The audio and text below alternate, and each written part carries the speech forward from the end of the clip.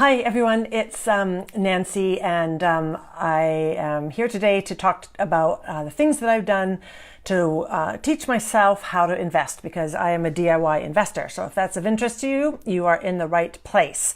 Now I need to do my usual disclaimer, which is to be very clear, I'm not a financial planner. I'm not a financial advisor. I do not ever provide specific individual advice.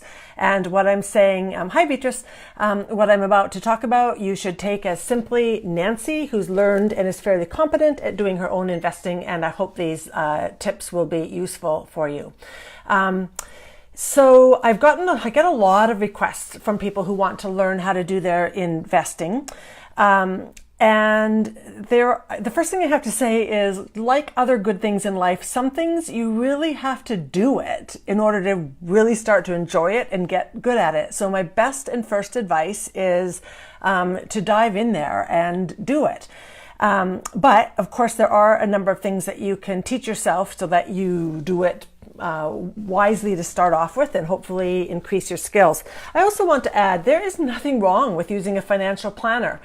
I do my own because I'm nerdy, because I like reading financial pages. It took a while to acquire that. And above all, I like the feeling of control. It does not mean I do everything perfectly, but what it does mean is usually when things go wrong with my stocks, I understand why. So again, if you don't want to do your own investing, use a financial advisor. You pay a price for that, of course, because they need their fees and they need their office fees and they need their head office fees. But usually it's not that, you might be more comfortable using a financial advisor. And if it's a choice between feeling too nervous to do it on your own and therefore not doing it all, find a good financial advisor. So, the first thing to know is that there's kind of two schools of thought on investing. One is called technical and one is called fundamentals. At least that's how it was when I started learning back in the day, and I assume they have not changed. Technical would be where you watch the graphs and you take a look at what numbers are happening, and there's typically certain signals. Hi, Maggie. So technical is where you're watching the numbers and it's usually fast. And you would draw conclusions about cycles based on what those numbers are telling you. That would also be what day trading would be. I don't do that, and I don't know anything really about that, so that is not how I operate, and I don't have much, if anything, that I can suggest to you on that one. So that's technical. So take that off the table. But the other one that I find understandable, comprehensible, and has served me well is called fundamentals. Fundamentals mean the stuff that we've talked about in my other videos, which is you're not buying based on what's happening in the stock market. You're buying a company, and you're actually looking at the fundamentals of the company. Are they solid? Do you think it is going to do well in the future? And you go from there. I've done another video on what you should look for in investigating a particular company, but I'll leave you to go check that one out at another time. Just as about, 5 or 6 videos ago. I don't want to maybe I will, but I don't want to get too much into that. If you really want to hear that in this one, Maggie and Beatrice and whoever joins shortly, just let me know. But I'll get into instead how I learned to do my own investing. The first thing I did, this was back when, my fellow progressives, I did used to subscribe to the National Post, back when it really started with that uber right-wing guy. I forgot what his name is now.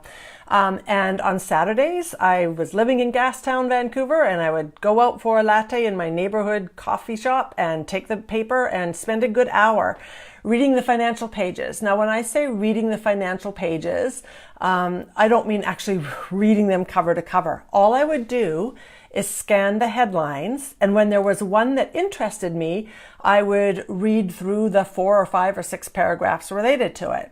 And that happened lots. Like just when Apple was coming out with their new iPods, and there was a time when they were new and they were iPods, there'd be an article on that. And because I was thinking about buying one and because it was becoming this thing, I was interested enough to read it. Or I remember when Lululemon was in the news as well, when it was kind of this new thing, or Starbucks.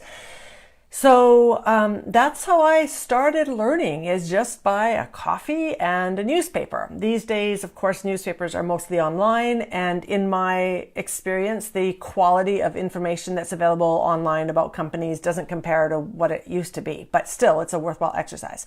So that's how I started. And then I discovered somewhere in the midst of that a book. Their very first one, I think, is still the best one, and I'm going to strongly recommend that you find it for yourself. It may still be in some libraries. If not, it's also available on Amazon, and I believe the first edition might even still be available. And it's called The Motley Fool's Guide to Investing: How the Fools Beat Wall Street. I think, I'll put a link to it under here, and I'm not an affiliate, so I'm not getting any click payments or anything. I'll just put the link to it underneath down in the comments. So I would say get hold of that book, and it explains in more detail what I explain in the book. It goes through how do you evaluate a company. So that's how I started learning. And then I just want to say it accumulates, right? Just like anything else that you learn, knowledge accumulates. You start developing vocabulary, you start reading this, then next thing you know, you're reading that. Another thing I started reading early in the days, and I should start doing this again, actually. Warren Buffett is investment god. Whatever you can get your hands on by him, read. He is legendary for his very candid and down-to-earth annual letters that he writes to all his shareholders. That comes out soon, actually. I think either today or early next week. So that would be another good thing to read and educate yourself. I haven't ever taken any investing courses. I'm sure they exist. The one that I do recommend, because I've heard rocking things about it and I've listened to their podcast, is called Invest Ed. So the word invest and then capital ED. They just came to Vancouver before Christmas, and they start at the basics and they work your way through. And I think it's free. I don't actually know if it's free. It's really sweet. It's a dad who has been an investor for most of his life, and his daughter, his young adult daughter, who's a lawyer actually, and they do it together. And there's a lot of father-daughter banter, and she herself is learning how to invest. So she'll ask the questions that everybody wants to ask, but maybe is too embarrassed to ask. If you get the chance to take that course, totally recommend it. An alternative to that is they've got a lot of podcasts, and I enjoy listening to them now. Now, the topics they're getting in now are pretty advanced, like short selling and this and that. But go back, I'm sure they're on their website. Go to invested.com. They're out of the States. And start with their early ones, because they start from the very basics and work your way up. So Invest Ed is another one I recommend. So I still read Financial Pages, not quite as avidly as I used to. I certainly do keep on my own stocks. I also listen to the calls every quarter. They have to make public what they are thinking, what the CEOs and their chief financial officers have to state publicly, what they think about the past quarter and what they think about the future for their company. So I listen to those.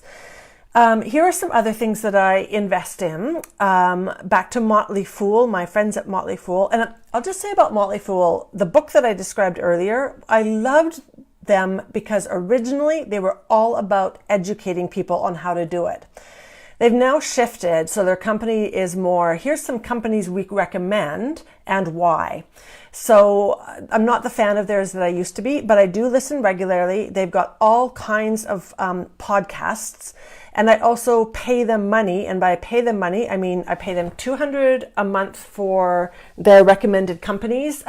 It's called Motley Fool Canadian Hidden Gems, and every week they give a little newsletter with a Canadian company that they think is small but has potential to be really good, and they explain why they think it's going to be really good.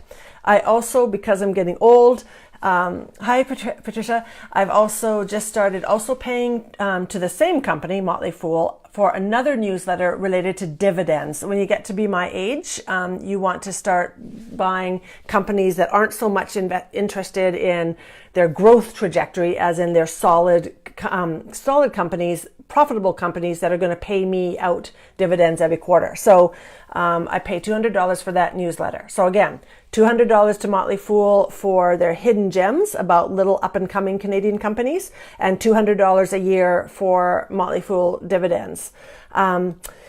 And then the last thing I do is I also pay $70 a year for The Economist. I subscribe to their digital subscription, and it gives me two things. Every week, it gives the full magazine that I download onto my iPad, and every day, and this is frankly my favorite part, it I have a little app, and if I wasn't using my phone to record this, I would show it to you, and it gives a little digest. So it's like headlines that I can swipe for more details, but that keeps me informed on what's happening around the world and how that might affect the stock market and may affect specifically mine. So I feel like I'm in really good touch, and because most of my companies are kind of world-class companies, Apple, Starbucks, and the cannabis companies are, at least for now, world-class because they're so interesting to everybody. So that little digest alerts me right away if there's something I want to know about them. And of course, by reading then about the company, I'm educating myself. So I don't have any more magic than that, except to say again, the best thing to do is dive in there, go to your bank, set up a bank account. I would suggest starting with a minimum of $1,500. Otherwise, you're paying more for the cost of doing the trade than you'll make back. So obviously, if it costs you like $9, is what it cost me, or $10, I think, to buy a chunk of stock. If it costs $9 and the stock is only $9 itself, then obviously you've already almost wiped out your potential for a long time. So as a rule of thumb, $1,500 is about the minimum you would want to start with. So get started. Find that book. Decide for yourself if you're more interested in the numbers part, the technical kind of trading. I'm not the one to advise on that, but if you decide you want the fundamentals to learn how the companies work, then start out by getting a hold of an old copy of the Motley Fool book. Again, I'll put the link in the comment, and start reading or listening to the podcast Invest Ed. You might want to also listen to the podcast by Motley Fool. They take a little while to get into, but they're good and they're friendly and they're helpful. And then you might also want to join me in subscribing to The Economist. Honestly, all I can say is that works for me. Go for it. I'll just wait for a couple seconds here. I see there's a couple people still on. Anybody have any questions for me that you want to ask?